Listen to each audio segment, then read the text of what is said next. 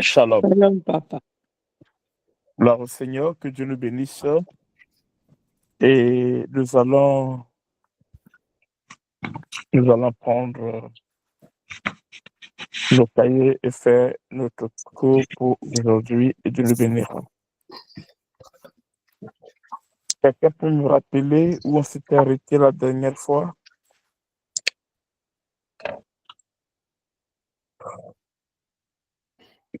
Peut me rappeler où on s'était arrêté la dernière fois? Les techniques de communication. Non, Ouais. on s'arrêtait sur l'élévation de Dieu. Non, je pense que c'est les techniques de communication, je pense.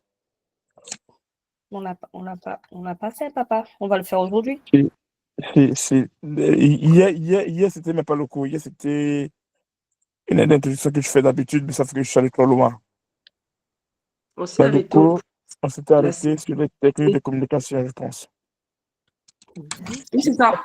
Les façons et être un instrument par lequel les autres seront élevés.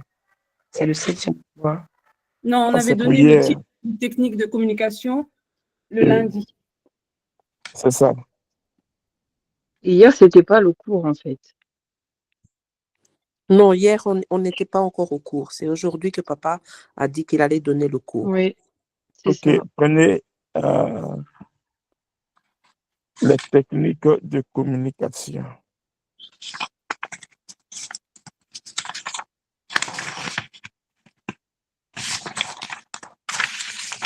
Quelle technique de communication, c'est ça?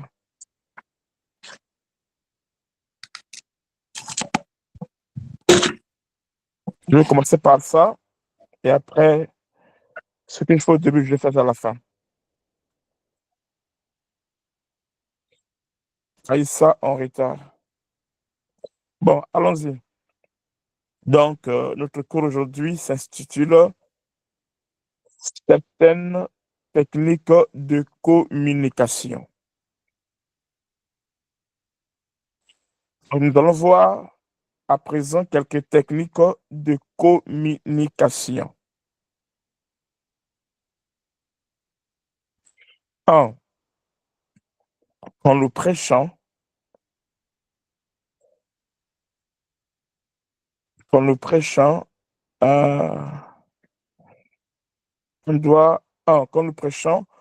on doit briser la résistance et créer le pont. Je vais expliquer. 1. Briser la résistance et créer le pont. Je l'explique.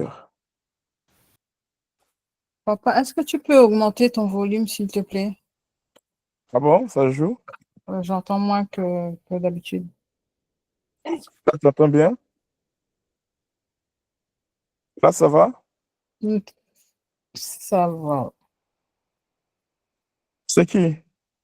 C'est Charlie. M. Ça bénit. Donc, je disais, 1. Briser la résistance et créer le pont. Quelqu'un va lire pour nous dans Jean. Maman, s'il va lire dans Jean 4, verset 7. Jean 4, verset 7. Je lis au nom de Jésus, Jean 4, verset 7. Une femme de Samarie vint puiser de l'eau. Jésus lui dit, donne-moi à boire. Amen. Voyez-vous? Non, c'est bon. Amen. Tu veux continuer? Oui. Vas-y. Car ses disciples étaient allés à la ville pour acheter des vivres. La femme samaritaine lui dit, comment toi, qui es juif, me demandes-tu à boire, à moi qui suis une femme samaritaine? Qu'est-ce que Les verset? Juifs, 9 déjà. Non, c'est bon. Lis seulement le verset 7. Une femme de Samarie vint puiser de l'eau. Jésus lui dit, donne-moi à boire. Amen. Ok, voyez-vous cette femme-là? Quand le Seigneur lui a parlé, elle a résisté. Elle a résisté. Mais qu'est-ce que le Seigneur a fait? Le Seigneur a brisé la résistance et a créé un pont et il a établi la communication avec la femme et c'est comme ça qu'il est arrivé à voir la femme. Donc, chaque membre dans un auditoire se présente avec une résistance dans son cœur. La résistance peut se manifester d'une manière à une autre. Je répète, chaque membre dans un auditoire se présente avec une résistance dans son cœur. Et la résistance peut se manifester d'une manière à une autre. Par exemple, là, nous avons Jésus-Christ qui dit à la femme samaritaine, femme, donne-moi à boire. En fait, il n'a pas besoin, il n'a pas soif. Il n'en a plus besoin d'eau. Non, c'est pas ça le vrai besoin. Mais par là, il voulait juste casser, briser la résistance et créer un pont qui permettra à ce que la communication soit fluide et qu'il puisse avancer. Donc, certaines résistances peuvent se briser aussi par la salutation. Tu sens que la personne est fermée. Tu sens que la personne est bizarre. Tu sens tout ça là. Donc, tu sens que ton auditoire est trop sec. Hein, c'est comme s'ils ne sont pas prédisposés. Ils ne sont pas prêts à recevoir. Dès que tu sens l'atmosphère et qu'on sort, alors c'est à toi de faire quoi? De briser la résistance et créer un pont pour passer à une autre dimension. Il fera ce que les choses seront souples, ça sera impossible. Donc, tu dois rendre vraiment la terre propice à recevoir la parole de Dieu. Donc, c'est à l'orateur de travailler. Le prédicateur doit avoir les techniques de communication. Un, il doit savoir comment briser la résistance et créer le pont. Rien qu'en voyant la foule, tu peux savoir déjà que non, c'est pas trop ça. Ça ne répond pas. Un bon prédicateur doit savoir cela. 2, susciter l'intérêt. Il faut susciter l'intérêt. Il faut susciter l'intérêt. Par exemple, si tu connais celui qui te demande, c'est Jésus qui parle à la femme samaritaine, il dit à la femme samaritaine, est-ce qu'on peut trouver le verset là? Dans Jean 14, il dit, si tu connais celui qui te demande à boire.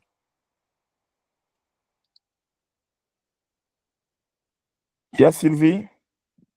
Oui. C'est quel verset?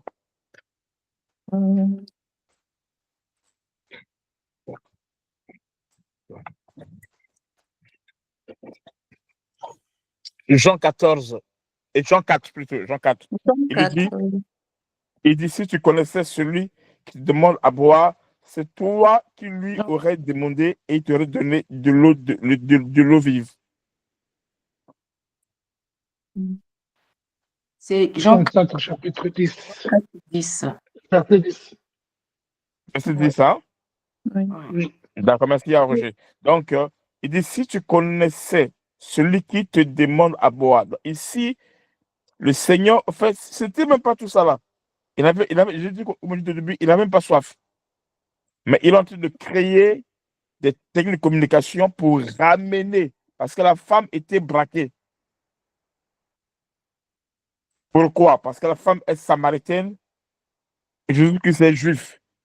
Et entre les samaritains et les juifs, il n'y a pas de communication, il n'y a pas de relation. Maintenant, il faut créer des techniques de communication. Qu'est-ce qu'il fait? D'abord, un, il brise la résistance, et deux, il suscite l'intérêt. Il dit, si tu connaissais celui qui te demande, Jean 4 dit ça, à boire, c'est toi qui lui aurais demandé et il t'aurait donné de l'eau vive. Donc, très souvent, l'homme ne s'intéresse qu'à ce qui suscite son intérêt. Très souvent.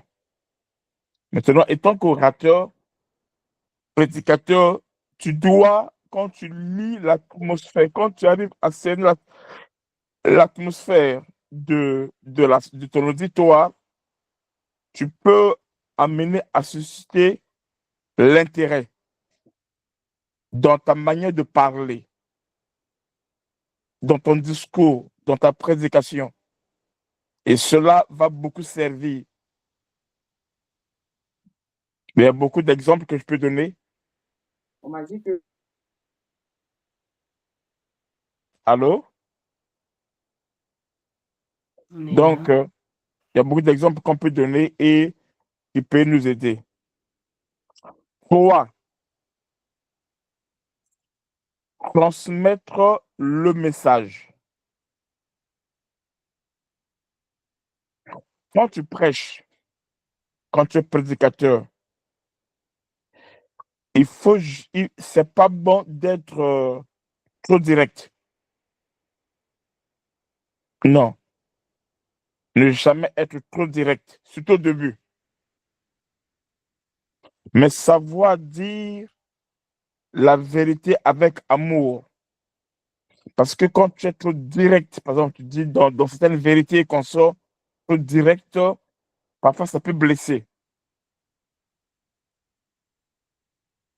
Il faut savoir comment présenter la chose. Regarde comment Jésus l'a dit. Jésus-Christ, dans le même chapitre, il voulait dire à la femme que celui qui est à la maison n'est pas son mari. C'était ça le but. Mais il ne lui a pas dit directement, celui qui a maison ton mari. Non, non, il n'a pas dit ça comme ça. Là. Il lui dit, appelle-moi ton mari. Vous voyez cela? Il lui dit, appelle-moi ton mari. Et la femme lui dit, oh, je n'ai pas de mari. Alors il a dit maintenant, là tu as dit la vérité, car tu as eu 5 maris, et celui qui a la maison n'est pas ton mari. Il a dit sagement. Il a dit la même chose, mais sauf que la manière de le dire était très sage. Donc, il savait comment transmettre le message. Le message peut être de Dieu. Le message est vrai. Mais la manière de le dire peut tout casser. Il faut avoir la sagesse, la maîtrise. On obtient cela avec l'expérience. Donc, comment transmettre le message? Donc, ne va jamais trop direct. Non, non, non. Il faut faire entrer la chose doucement, sagement, doucement. Et tu vas atteindre, c'est le résultat qui est important. Voyez-vous? Jésus lui dit, appelle-moi ton mari. C'est pas ça ce qu'il voulait. Et la femme a dit, je n'ai pas de mari. Mais Jésus a introduit ce qu'il voulait dire réellement. Il dit, oui, là tu as dit la vérité. C'est ça qu'il connaissait. Il lui a dit, tu as eu 5 maris, et celui qui a la maison, donc le 6e, n'est pas ton mari. Voyez-vous? Il lui a parlé sagement, il a su faire entrer le message. La vérité sans l'amour est une brutalité. La vérité sans l'amour est une brutalité. Il y a des gens qui pensent que la vérité, c'est il faut dire les choses comme ça est. Non, c'est pas la sagesse. C'est pas ça le but de l'évangile. C'est pas pour blesser. Non, c'est pour libérer quelqu'un. Et pour le faire, il faut avoir une certaine sagesse.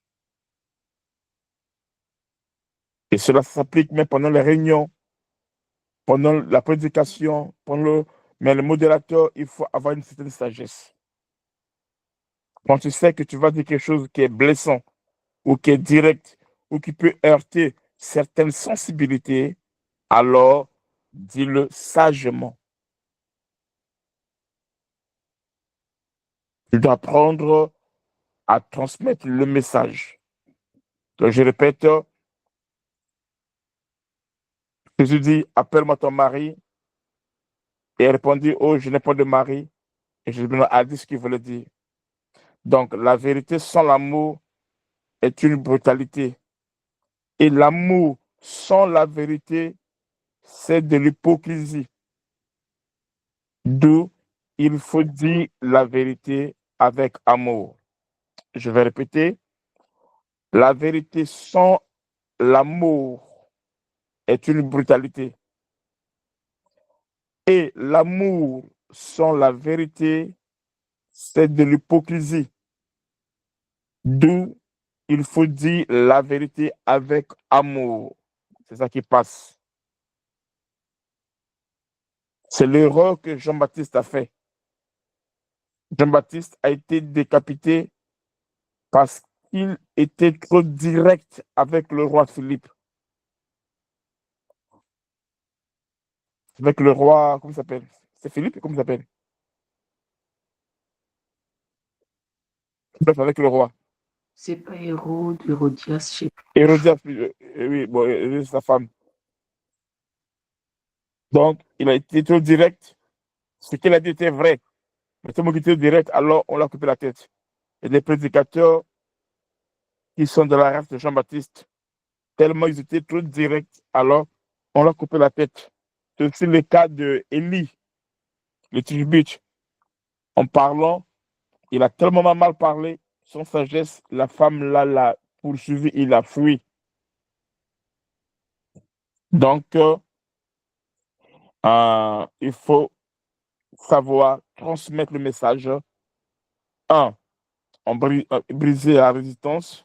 2. Susciter l'intérêt. Les gens aiment quand ils voient qu'il y a l'intérêt. L'homme ne s'intéresse qu'à ce qui suscite son intérêt. Et 3. Transmettre le message. 4. Prêcher avec conviction.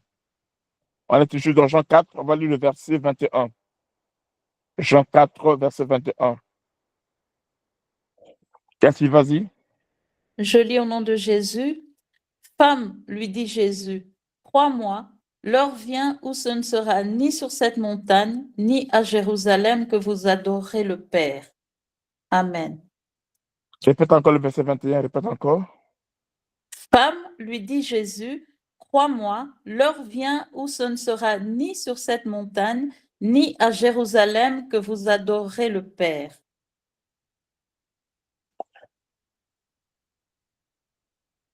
Continue encore. Femme, lui dit Jésus, crois-moi, l'heure vient où ce ne sera ni sur cette montagne, ni à Jérusalem que vous adorerez le Père. Ok. Voyez-vous, donc le Seigneur lui parle, il le parle avec conviction. Si le message ne te convainc pas, ça ne convaincra personne. Donc je lui disais souvent, en vérité, cette expression, c'est aussi une conviction personnelle. Et ça, c'est important. C'est-à-dire, quand tu prêches, il faudra que ton auditoire puisse sentir, puisse voir en toi la conviction. Que toi, tu es convaincu de ce que tu dis.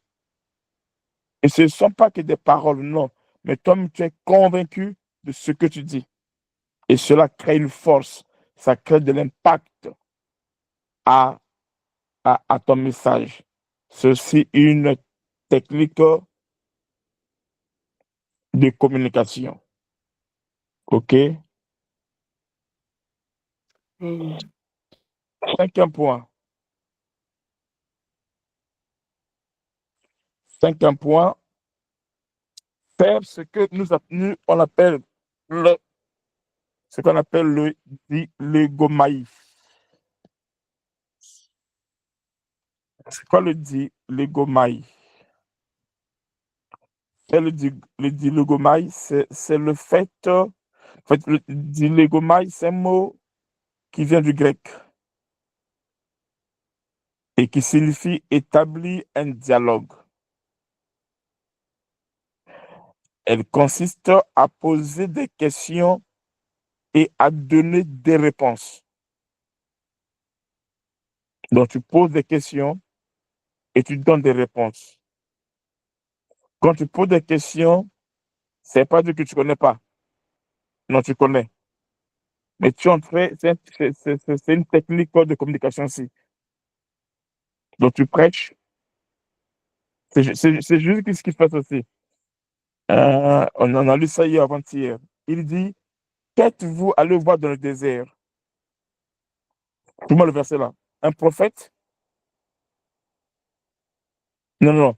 Un roseau acheté par le... Non, non, comment dire ça? Un homme bien habillé, virgule. Il dit encore, un homme bien habillé, un roseau acheté par le vent, virgule, un prophète. Voyez-vous? Donc, il pose la question et lui-même il répond à la question. Il y a vite, on peut juste verser, s'il vous plaît, le verset là, s'il vous plaît. On a lu ça hier avant-hier comme ça. Matthieu 11, 7. Ben, allez-y. Comme Allez-y. il s'en allait, Jésus se mit à dire à la foule au sujet de Jean, qu'êtes-vous allé voir au désert? Un roseau agité par le vent? Mais qu'êtes-vous allé voir? Un homme vêtu d'habits précieux? Voici ceux qui portent des habits précieux sont dans les maisons des rois. Amen. Continue. Qu'êtes-vous donc allé voir? Un prophète? Oui, vous dis-je, et plus qu'un prophète. D'accord. Voyez-vous?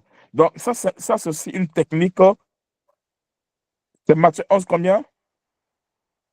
7 à 9. Matthieu Ok, 11. retenez ça. Matthieu 11, 7 à 9. Donc, le Seigneur Jésus-Christ, il est en train d'utiliser cette technique-là, amen, hein, où il pose des questions et lui-même les répond. C'est aussi une manière de prêcher. C'est aussi une technique de communication. Il pose la question et lui-même il répond. Quand tu poses la question, c'est pas dire qu'il ne connaît pas, non.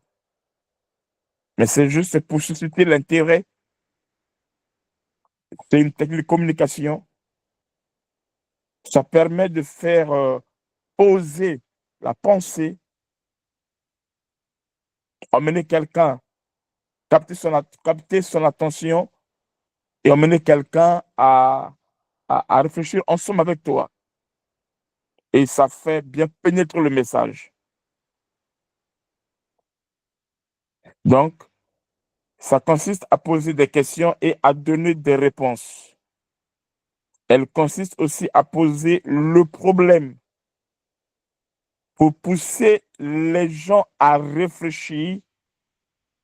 Ensuite, leur donner la réponse.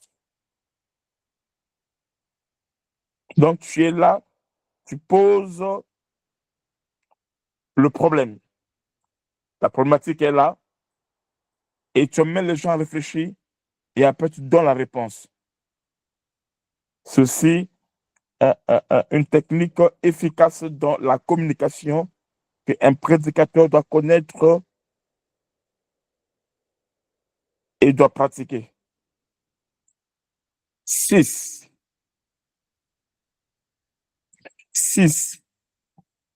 C'était le 5. 6 maintenant.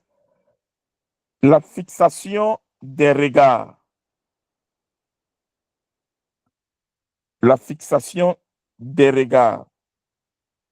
Il faut savoir fixer les yeux sur les gens et savoir promener le regard sur l'auditoire. Et cela est important, c'est aussi prophétique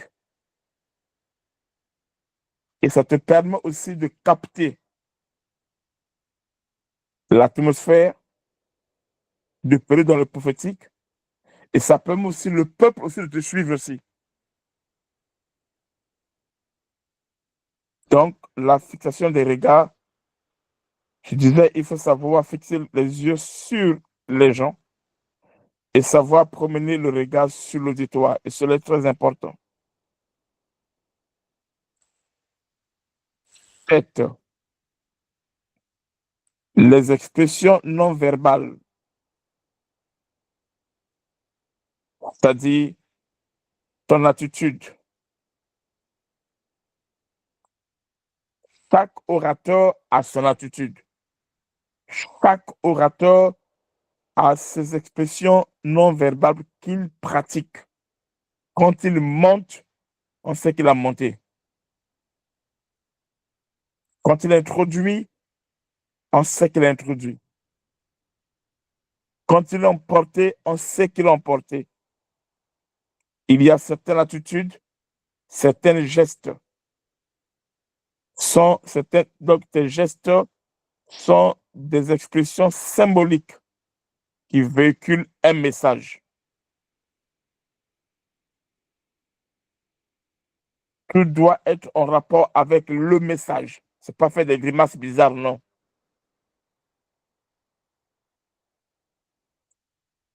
Mais quand tu arrives à une dimension, alors tes expressions non verbales deviennent des techniques de communication. Ça peut attirer encore l'attention de la foule de l'auditoire. Et cela est important. Mais c'est au fur et à mesure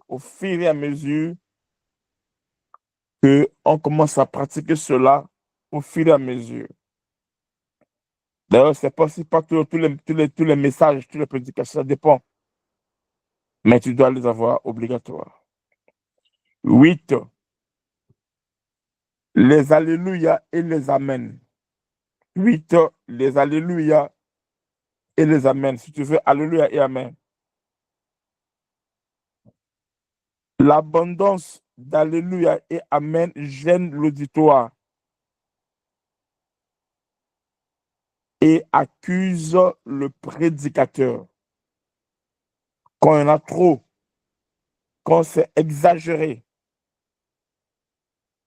ça commence à gêner l'auditoire et ça accuse les prédicateurs. Donc, il faut respecter la place d'alléluia et amen. Il faut dire ça à un temps précis. Alors, au début, ne les force pas. Ne les force pas. Souvent, les gens qui passent leur temps trop souvent à dire alléluia, amen, trop souvent, ils n'ont rien à dire.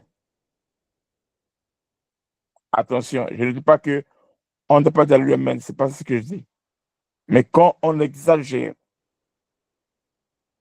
quand c'est trop, quand on déborde, trop d'alléluia, amen qu'on sort, alors ça gêne l'auditoire. Maintenant, les alléluia, amen, très souvent, au début, il ne faut pas trop dire ça. Tu peux dire en passant. Mais il faut laisser les gens dire amen. C'est-à-dire que toi, tu prêches. Quand les gens disent alléluia, amen, ça veut dire que c'est une réaction. Ça veut dire que le message là est en train de passer. Le message là est en train de cogner. Le message là est en train de faire des effets. Le message là est en train de pénétrer les esprits ou les âmes. Le message est en train de bénir ce peuple.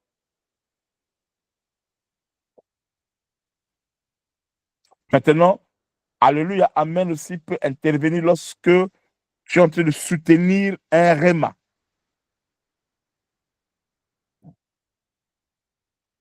De ta part. Pour la foule, on ne contrôle pas ça. Mais à ton niveau, c'est quand tu veux soutenir un réma. Ou encore quand tu veux faire entrer une pensée. Tu veux faire pénétrer une pensée et qu'on sort. Alléluia, amen, c'est important. Mais le dire à chaque instant, à chaque phrase, ou à la fin de chaque phrase et qu'on sort, alors âme de Dieu, ça devient ennuyant. Je ne sais pas si je me fais comprendre. Neuvième point, la langue à utiliser.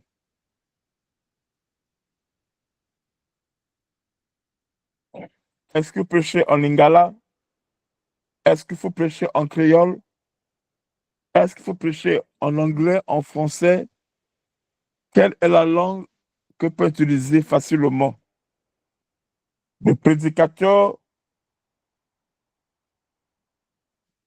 doit prendre soin d'utiliser la langue qu'il maîtrise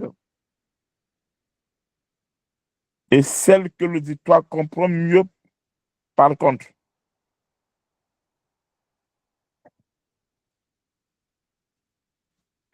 Le prédicateur doit prendre soin d'utiliser la langue qu'il maîtrise et celle que l'auditoire comprend mieux.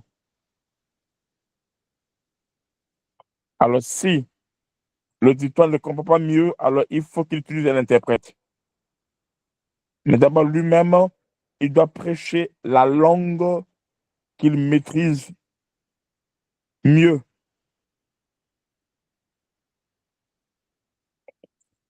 Alors, si la langue qu'il maîtrise mieux, c'est pas ce que l'auditoire comprend, il faut prendre un interprète. Il faut éviter, à moins qu'il n'y ait pas d'interprète, d'accord, mais en général, il faut éviter. Moi, il y a eu des endroits où j'ai fait mes plus mauvaises prédications. C'était en Angola, c'était au Brésil, c'était au Japon et c'était en République dominicaine. Aïe, aïe, aïe, j'ai eu la honte de ma vie. En Angola, je suis allé dans une église ACK d'Angola. Arrivé là-bas, eux, ils prêchent qu'en lingala. Moi, je suis congolais, je parle bien lingala. Je parle et j'entends très bien lingala. Mais sauf que je ne suis pas habitué à prêcher en lingala. Donc, on me demande de prêcher en lingala. Je dis, bon, je vais parler, ça va aller. Oh, prêcher, c'est pas parler. Parce que prêcher, il faut avoir le langage. Voyez-vous, c'est quand les médecins, ils sont médecins, ils ont le langage. Les avocats ont le langage et consort. C'est la même chose aussi. Alors, quand j'ai commencé comme ça, là, ça ne passait plus. Là, c'était pas trop compliqué. Après 10 minutes, je l'ai coupé et j'ai commencé à faire des prophéties et ça marchait. C'est comme ça que je suis sorti.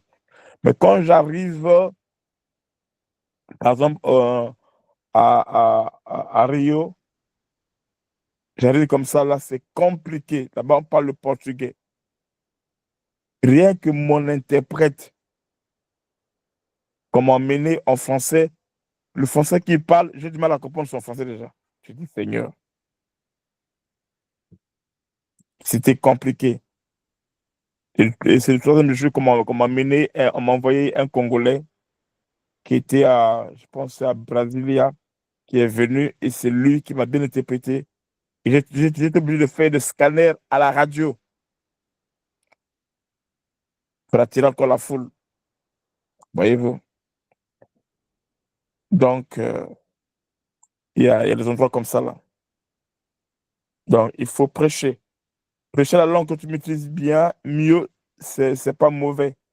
Si tu parles bien Shaoli, comme le prêchait le révérend Aïdji Nabala, il prêchait qu'en Swahili, partout aux États-Unis, partout en Swahili, et ça marchait. Mais si tu es bilingue, ou tu connais beaucoup de langues aussi, c'est une bénédiction. Mais prêche la langue que tu maîtrises mieux, auquel tu es à l'aise. Tu peux prêcher une autre langue que tu ne maîtrises pas, ou que tu peux essayer s'il n'y a pas d'interprète. Mais si elle interprète, c'est toujours le conseil de prêcher la langue que tu maîtrises mieux, parce que tu seras à l'aise. 10.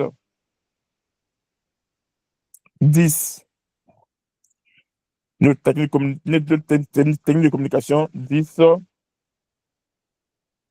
La présentation du prédicateur. Ça compte beaucoup.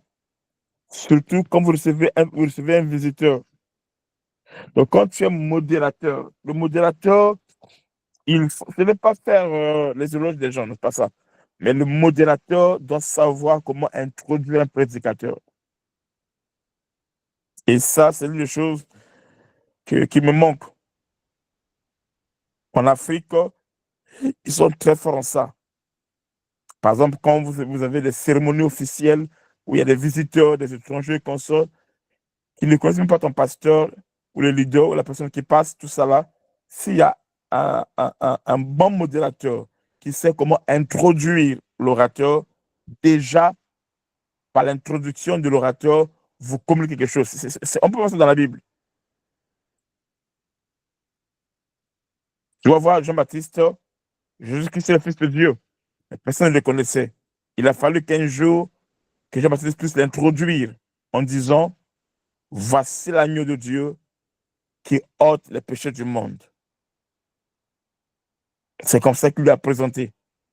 Et Dieu aussi est venu encore le présenter en disant, celui-ci est mon fils bien-aimé, en qui j'ai mis toute mon affection. Écoutez-le. Aïe, aïe, aïe. Est-ce que vous voyez cela? Vous devez voir encore comment Dieu, quand Christ quitte le ciel pour venir sur la terre, comment Dieu l'introduit. Il dit, tu n'as, juste pas de lui-même, il dit, tu n'as voulu ni offrande, ni holocauste, mais tu m'as formé un corps. Bref. Donc, la manière qu'on introduit l'orateur est aussi un message qu'on transmet le concernant. Si vous introduisez mal aussi, ça peut aussi affecter son message. Donc, si l'emballage d'un cadeau n'est pas présentable, le cadeau sera négligé. À l'intérieur, c'est une bonne chose, mais le fait que ce n'est pas présentable, alors le cadeau peut être négligé. Donc, le prédicateur doit être présenté avant de monter à la chair. Surtout quand c'est ton fils et qu'on sort et que c'est le père. C'est bien que ce soit le père, le leader, le père de la maison. C'est à lui de faire introduire pour la première fois son fils, sa fille qui prêche. Parce que ça donne du poids. Ça donne du poids. Au cas contraire, trouver un bon modérateur qui va l'introduire, le présenter avec beaucoup de poids.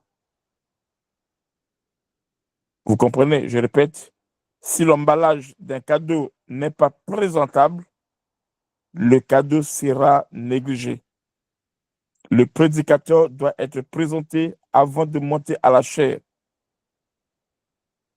L'habillement du prédicateur doit être adapté au milieu. Quand tu passes à la chair, tu es trop sexy. C'est pas bon. Donc les frères Thomas et les frères Judas et le frère Marc, le frère Géasi, ils vont commencer à voir autre chose. Au lieu de voir vraiment, d'écouter le message, alors leurs yeux vont ailleurs. Parce que tu t'es mal habillé et l'habillement est un langage aussi. L'habillement est un langage. Ou encore, tu as habillé un frère, ton pantalon est tellement serré que ça dessine tout, ton corps et qu'on sort. Alors, les sœurs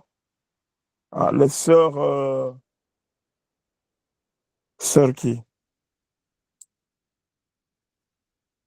Les sœurs, Rachel. pas Rachel, Jézabel. Sœur Isabelle. Samaritaine. les sœurs Jézabel. Rab. Ah, Rab était pour elle, laissez Rab calme. Comment s'appelle la femme d'Akab là? J'ai oublié son nom. La femme d'Akab. C'est Jézabel. Ah, Jézabel. Jézabel. papa. Jézabel. Et la femme de Samson. Dalila. Delilah. C'est Delilah. La sœur Delilah. La sœur Jézabel. Tamar, papa Tamar. Bon, La tous les femme de sœurs là. Potiphar. Il y a les sœurs qui viennent à l'église, ils ont venu me chercher. Hein. Les sœurs en crise. Les sœurs en crise. Ça se fait pas de l'attendre, dirais. Hein. Donc, les sœurs comme ça, là, au lieu d'écouter le prédicateur prêcher, et ils vont écouter avec les yeux. Ils écoutent avec les yeux. Et tu deviens, parce que tu t'es mal porté, mal habillé, c'est pas bon. Donc, quand vous passez à la chair, on verra ça, je laisse ça, on verra ça dans le cours à venir. Dans le cours, on verra ça quelque part. Donc, il faut bien habiller. Dans l'habillement du prédicateur doit être adapté au milieu. Et c'est important. Ne soyez pas trop bizarre, non. 11e point. Il faut éviter un débit monotone.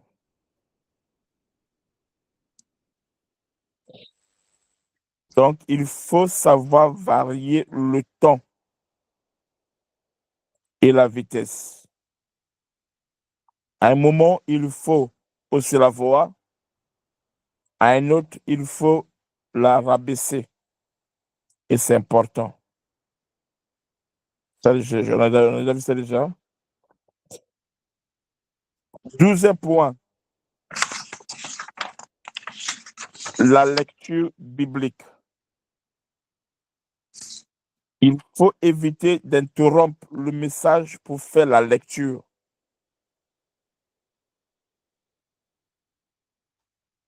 Donc, il faut faire ça à un temps convenable.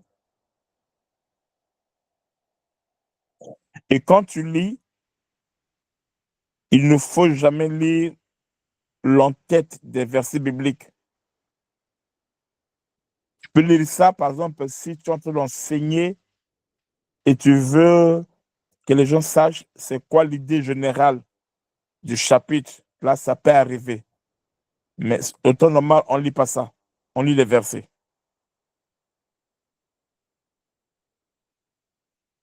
Mais on peut lire ça si, par exemple, c'est un truc débat où tu veux finir beaucoup d'épreuves et qu'on sort, oui, là, tu peux lire ça.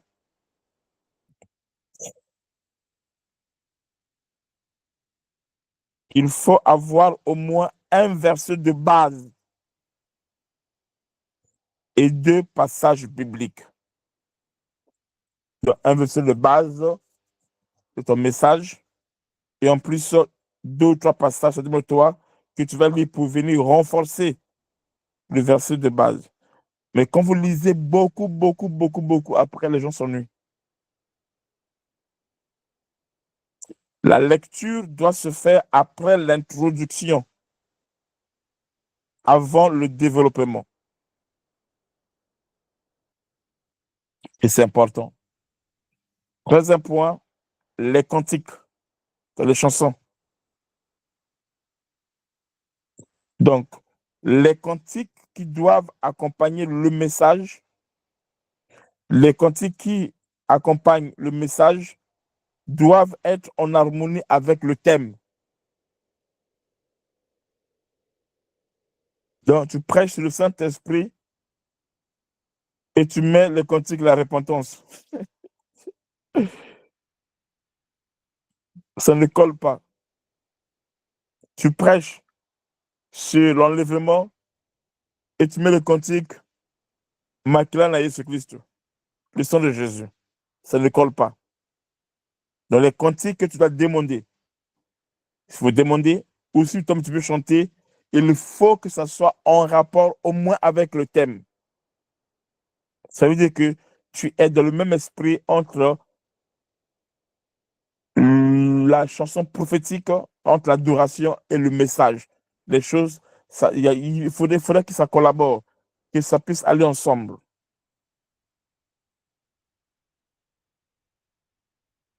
Et cela est très important. 14e point, la vivacité. Il ne faut pas être trop sérieux. 13e, papa. Non, c'est 13e question de cantique. 14e. 14e, la vivacité. Il ne faut pas être trop sérieux. Il faut plutôt créer un moment de détente. Il y a des gens, ils prêchent, mais jusqu'à la fin, il est fermé. Le visage est fermé. Non. Il faut savoir monter et descendre. Donc, il ne faut pas être trop sérieux, pas trop sérieux. Non, non, non.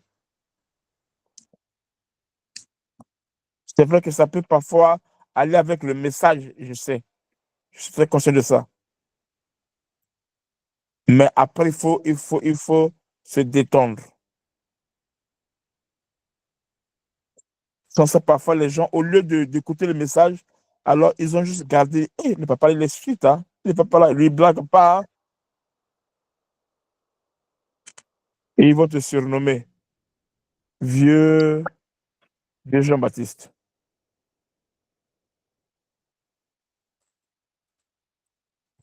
15e point. L'espace de l'estrade. Il faut éviter de déborder l'espace de l'estrade. Souvent, ça gêne l'auditoire. Tu peux descendre, oui. Tu portes le mouvement, oui, c'est pas mauvais, mais il ne faut pas trop. Ça gêne souvent l'auditoire. Il faut respecter l'estrade. Alors, là, on a fini avec, c'était quoi? C'était technique de communication. Technique Donc, de nous allons communication. parler, et on va continuer par là, les 3 styles de communication. 3 styles de communication. C'est un grand point. Les 3 styles de communication. Ce qu'on a vu, ce sont les techniques de communication. Mais ici, ce sont les styles de communication d'un prédicateur. 1. Le manuscrit. Le manuscrit. 1. Le manuscrit. 1. Le manuscrit. Dans ce type de communication, nous trouvons le prédicateur qui a tout son message écrit.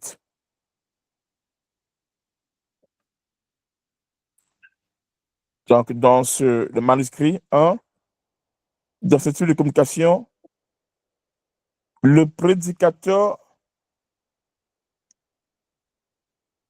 a écrit tout son message.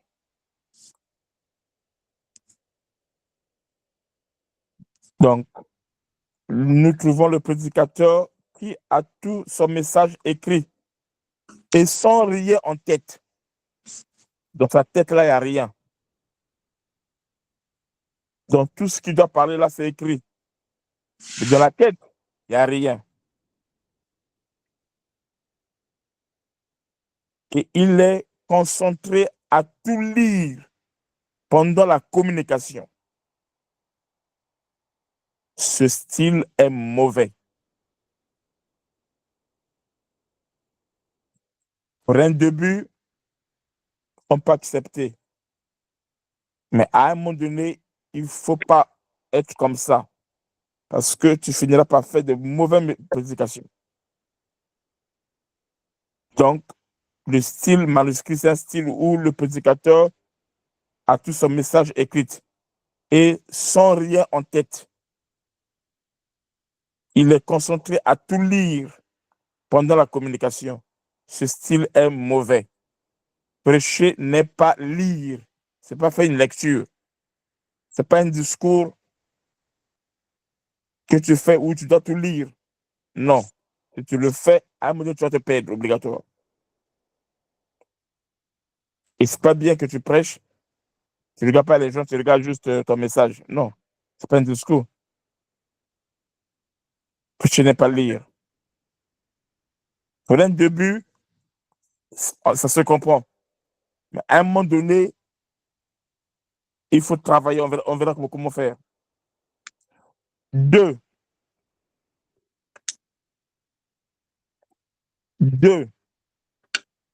Mémoire et saturation. Mémoire et saturation. Donc, deuxième style de communication, c'est mémoire et saturation. Ceci consiste à mémoriser tout le message.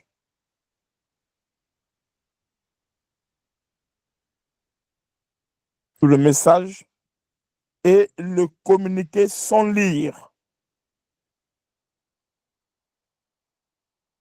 Ceci consiste à mémoriser tout le message et le communiquer sans lire. Là aussi, ce n'est pas un bon style. Ce n'est pas un bon style. Car ça peut créer les déviations et l'oubli de certains points essentiels. Donc, tu as tout mémorisé.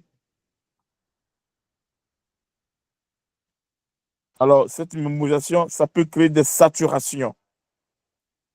C'est-à-dire, ceci consiste à mémoriser tout le message et le communiquer sans lire.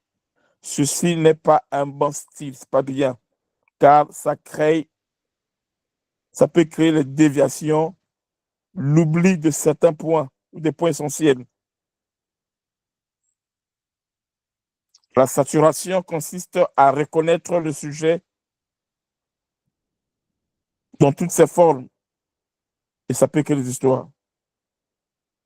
Personne ne peut être éloquent sur le sujet qu'il n'a pas maîtrisé. C'est vrai.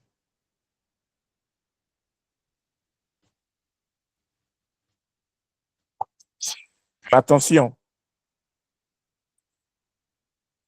Ça, tu peux faire ça sur un message que tu as déjà prêché. Que tu as déjà prêché 1, 2, 3 fois. Donc, tu maîtrises très bien. Tu maîtrises très bien les contours du message et consorts. Moi, ça, je le fais souvent. C'est lorsque tu deviens producteur que facilement tu peux faire ça. Mais pour un début, ce n'est pas bon. Parce que tu vas te perdre. Tu vas dire, tu as fait 3 points ou 4 points et tu vas te retrouver que dès le début, tu as fait le premier point et après tu passes, tu prends le 4e point et ça crée un mélange bizarre parce que tu as tout mémorisé selon toi et arrivé là-bas, tu as tout perdu. Tout le message que tu as préparé, c'est perdu. Tu es embrouillé. Ça, c'est pas trop bien. Pour un début. Pour un début. Mais quand tu deviens producteur, là, ça passe. C'est le message que tu as prêché, que tu as produit, que tu as prêché, dont tu maîtrises, tu sais comment tout ça là. Juste que tu donnes ça la connotation liée à l'atmosphère de la salle. Parce que le même message que tu as prêché hier, si tu fais ça aujourd'hui, comme tu l'as prêché hier, ça ne peut pas produire les mêmes effets. Donc, il faut toujours tenir compte des réalités, de l'atmosphère de ce jour-là.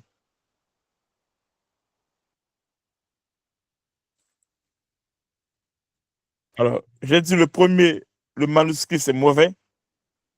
Ça se fait au début, oui. Au début, ce que les gens font au début, c'est bon. Après, à un moment donné, ça ne passera plus. 2, mémoriser, c'est bon au début, mais après, à un moment donné, ça sera compliqué. Alors, qu'est-ce qu'il faut faire?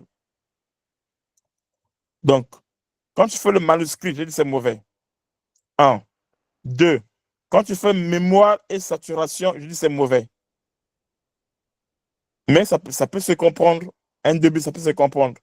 Mais qu'est-ce qui est meilleur et qui peut marcher facilement? C'est le 3. C'est quoi le 3? C'est manuscrit et mémoire. Donc, tu écris ton message, mais tu n'écris pas tout le message comme celui qui le fait au point 1. Au point 1, celui qui prêche là, il lit son message, donc il fait une lecture. Ce n'est pas mauvais pour un début, mais à un moment donné, tu vas t'embrouiller puisque ça ne sort pas trop de ton cœur. Tu n'es pas un avec ton message. Donc, ce que tu dis, toi-même, ça ne sort pas de toi. tu n'as pas un autre message. Donc, qu'est-ce qu'il faut faire? Qu'est-ce qui est mieux? C'est manuscrit et mémoire. Alors ici, manuscrit, ce n'est qu'un canevas. Dans le message, tu connais ça en tête, mais tu as ton canevas où tu as mis les différents points. Point 1, point 2, point 3, point 4, point 5, c'est écrit. Pas tout le message, non, juste le canevas, les grandes lignes. Et en plus, tu as mémorisé. Donc, ça veut dire que quand tu parles, tu prends le point 1. Quand tu prends le point 1, tu sais déjà qu'est-ce que tu vas dire du point 1. Tu parles. C'est comme par exemple si c'est quelqu'un veut quitter chez moi ici, là où je vis, et il veut aller par exemple à Lille. De chez moi, il faut quitter chez moi, aller à la gare. Donc, premier point, il faut prendre le bus. Donc, tu pars du bus. Tu décontis. C'est le bus temps qui quittait l'arrêt et qui arrive à la gare X. Deuxième point, de la gare, il faut prendre un train qui va jusqu'à la gare du Nord. Mais tu parles maintenant. On prend tel train, telle direction, tu vois. Maintenant, ce que tu développes là, c'est ce que tu as déjà mémorisé. Mais sauf que tu suis le canevas pour ne pas te perdre. Pour un début, ça va marcher. Donc, tu prends le train, telle direction, il y a tel arrêt, mais je vais aller au terminus qui est gare du Nord. Alors, point 3, il faut prendre le TGV pour aller à Lille. Alors, le TGV qui est là, qui est programmé, c'est à telle heure, c'est à telle que, tu vois. Et on va arriver à Lille à telle heure. Alors, arrivé à Lille maintenant, point 4, il faut prendre maintenant le métro. C'est quel métro? Le métro 2, telle direction, et descendre à Roubaix, Grande Place, je pense. Voyez-vous? Donc, tout ça, c'est la prédication, mais que j'ai divisé étape par étape. Donc, quand tu prends la première étape, tu développes. Maintenant, sur tes écrits, tu peux juste mettre les étapes. Tu veux, tu mets étape 1, bus. Donc, tu peux écrire étape 1, bus. Tu peux mettre le bus, c'est le bus 512 ou 514. Tu écris ça. Tu mets arrêt. Maintenant, quand tu expliques, maintenant, tu développes. Pour expliquer, tu n'as pas besoin de lire parce que les explications, tu les as mémorisées. Et c'est comme ça. Quand tu parles comme ça, tu vas voir que non, tu as la capacité de faire des longs messages.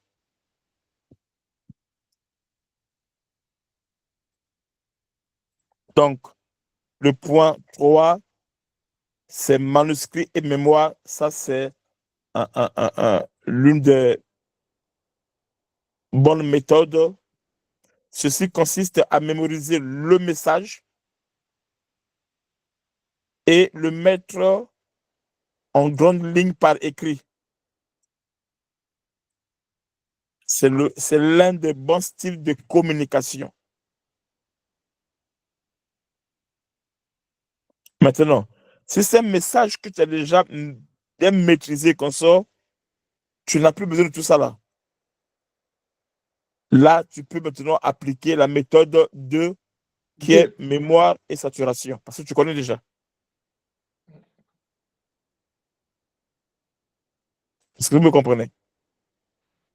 Amen. Amen. Amen. Et Amen. c'est important.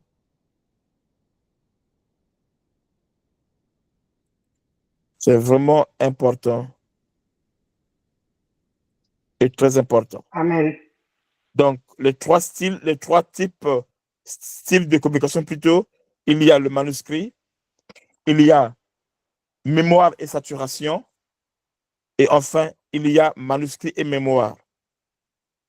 Pour un début, quand tu fais le manuscrit, on comprend, pas un problème. Mais sauf que ça peut te compliquer après. Et quand tu veux faire le mémoire, donc le dur et saturation, c'est bien, mais tu vas t'embrouiller, que tu ne veux pas. Tu vas voir, tu viens bien préparer ton message.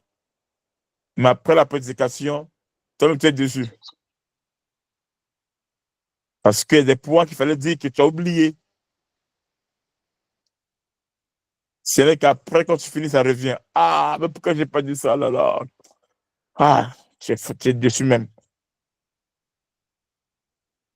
Et, sur un point, manuscrit et mémoire, c'est la meilleure méthode pour un début et même pour toujours.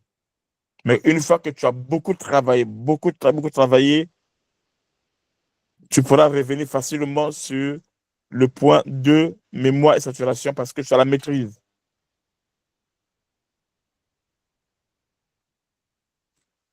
Je pense que... Attends, il est quelle heure? OK.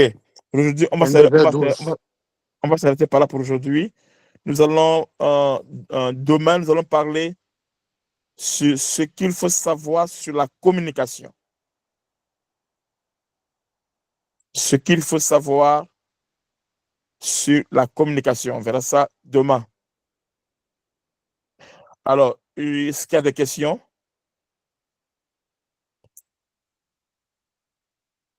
Est-ce que je peux encore prendre quelques minutes pour ou je laisse mon message que je fais d'habitude au début, que je peux faire ça à la fin ou je laisse? Laisse papa. D'accord, OK. Est-ce qu'il y a des questions?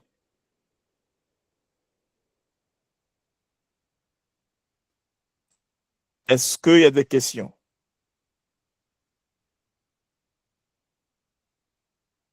Ou bien tu as compris les erreurs que tu fais? Oui, papa, j'ai une question. Vas-y. Pour le style de communication, le manuscrit, est-ce qu'on Oui, peut dire que ça va avec le type de prédicateur, le lecteur, en fait? C'est la même chose. oui, c'est bien. Mais à un moment donné, c'est bien pour un début. Pour un début, ça va aller. Mhm. Mais à un moment donné, ça ne marchera plus. Mhm. Au début, c'est bon. Mhm. Au début, c'est bon. C'est-à-dire qu'il y a des gens, quand ils prêchent là, Oui. il a de faire la lecture. Vous allez voir ça souvent dans les églises classiques. Bon, je ne sais pas si c'est le nom. Mhm. Donc, le message qu'il prêche là, du début jusqu'à la fin, c'est écrit. Mais Mais après, ça devient comme un discours, ça devient comme une lecture. C'est pas ça trop prêcher. Parfois, les gens s'endorment. Parfois, le message perd son éclat, sa vivacité, sa puissance et comme ça. C'est pas facile. Mais pour un début, c'est bon. Mais après un moment donné, ça ne passera plus. Merci, papa. Oui, mon Parce enfant, que, j'avais une question. vas-y. Excuse-moi. C'était sur les techniques de communication, sur le point 5.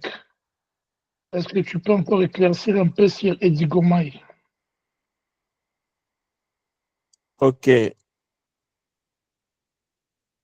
Le dilékomai. J'ai dit le dikomai vient du grec, c'est un mot qui vient du grec qui signifie établir un dialogue. Elle consiste à poser des questions et à donner soi-même des réponses.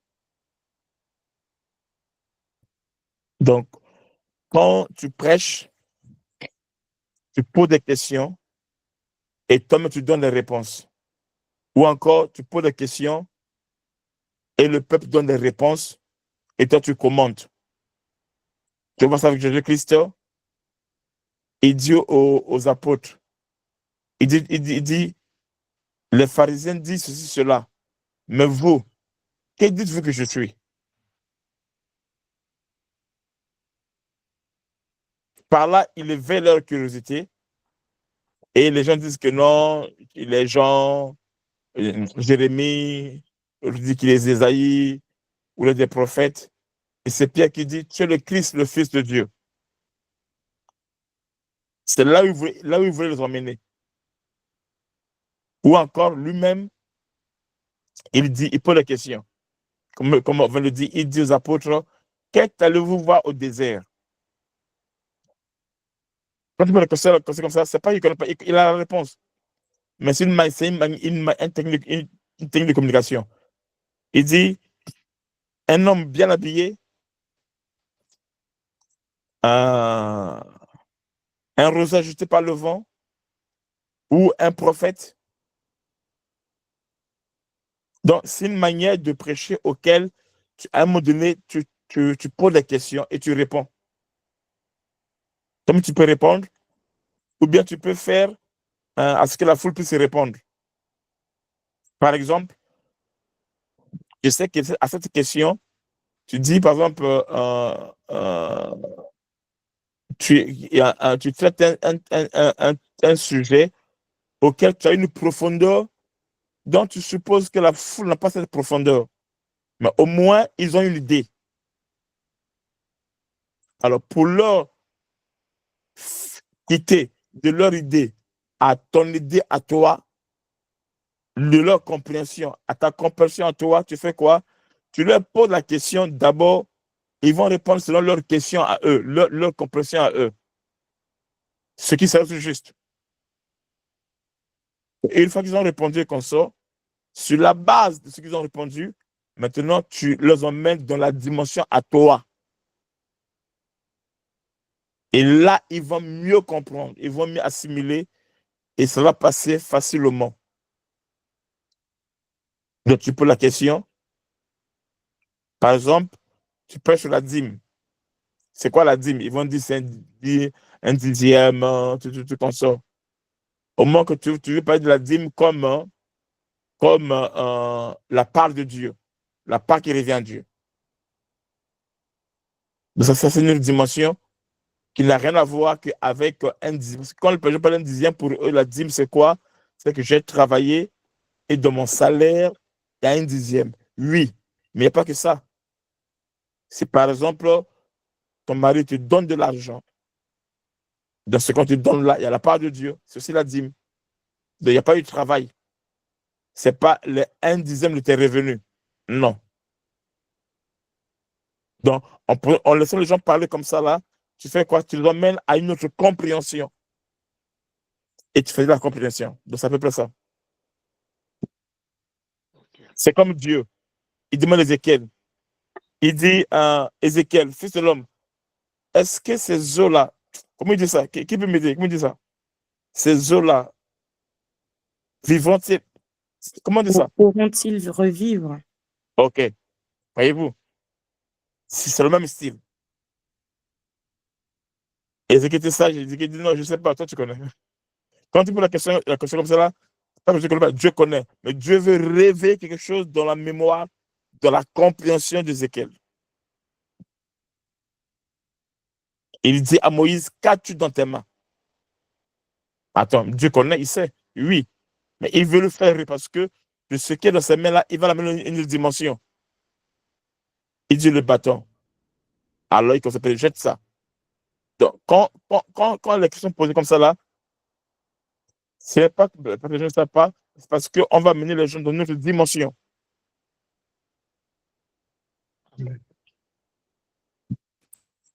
C'est clair? C'est clair, papa. C'est bon. D'accord, merci. Une autre question?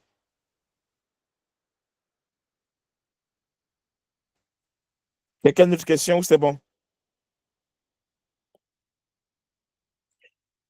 Est-ce que quelqu'un a une autre question? Donc, il n'y a pas de questions. Donc, nous verrons prochainement notre thème demain, ce qu'il faut savoir sur la communication. On va essayer de développer cela et Dieu nous bénira. Donc, on s'arrête par là. Je remets un... Et n'oubliez pas que nous avons notre veillée pour ceux qui sont à Paris. On a veillé ce vendredi à Paris. Informez tout le monde qui sont à l'église qu'on a veillé ce vendredi à Paris. Et malgré la veille de Paris, après la veille de Paris, samedi, je serai à Bruxelles. Donc, La prophétesse Rebecca sera aussi avec nous à Paris, à la veillée. Et après la veillée, on sera aussi au culte à Bruxelles à 9h. Et les dimanches, on a nos cultes comme d'habitude. À 5h, connectez-vous pour la prière de 5h à 6h sur la page de l'apôtre Franck Ebara. Et Dieu nous bénira.